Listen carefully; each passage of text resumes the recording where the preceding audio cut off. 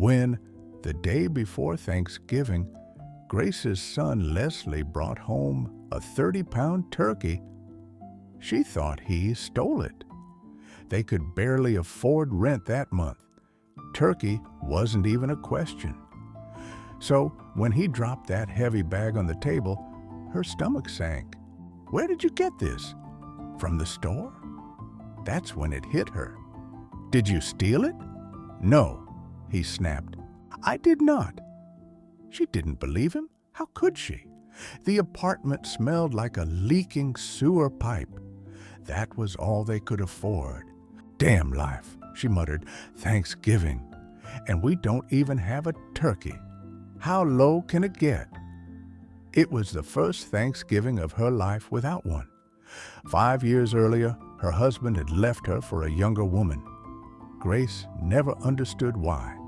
The girl looked cheap, and yet he chose her. Grace worked long days at a call center, handling the worst calls no one else wanted. She had seconds between customers. No matter how rude they were, she had to stay calm, keep them talking, solve the problem. One complaint could bring emails from supervisors. Some weeks, there wasn't enough work.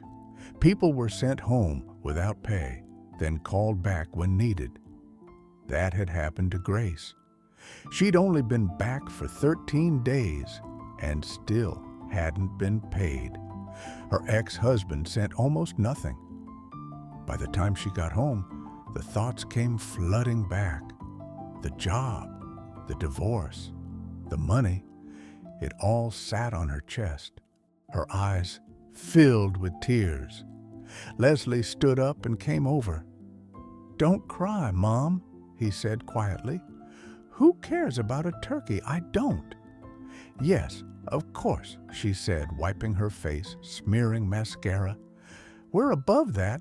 "We should be." She broke down again.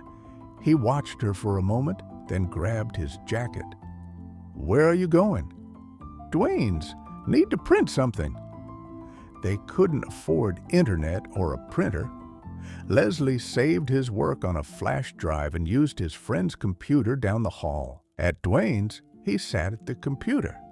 "What are you doing on Publix's site?" Dwayne asked. "Getting a turkey." 2 hours later, Leslie came back carrying a heavy bag. "What is that?" Grace asked. He dropped it on the table. She looked inside. Her eyes widened. "A turkey? A honeysuckle white? Leslie, where did you get this?" "You wanted a turkey," he said. "I got you one." "But how?" "From the store." He went to the bathroom and turned on the shower. A cold thought hit her. She rushed to the door and knocked hard. "Did you steal it?" she shouted. "Tell me the truth." "No," he yelled back. "Leave me alone." He hadn't stolen it. At the store, Leslie stood in front of a wall of frozen turkeys. He checked them one by one. Butterball, Shady Brook, Honeysuckle. He kept going until he found it. 30 pounds. The price didn't match the sale. At the register, the cashier rang it up. "That'll be $35.70. "That's not right," Leslie said. "The sign says 99 cents a pound." She checked. He was right. "I'll fix it," she said.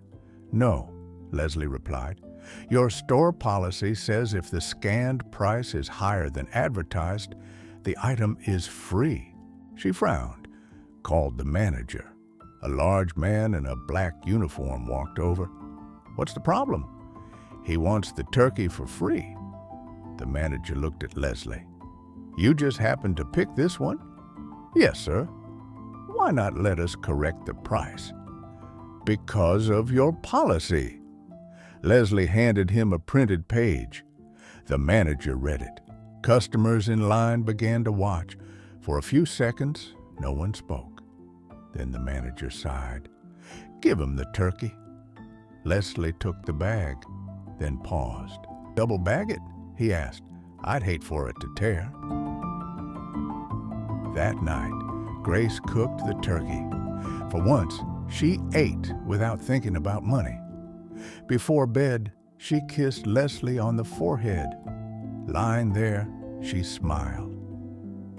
Where did he get that from? She thought. Then she answered herself. Must be from my side of the family.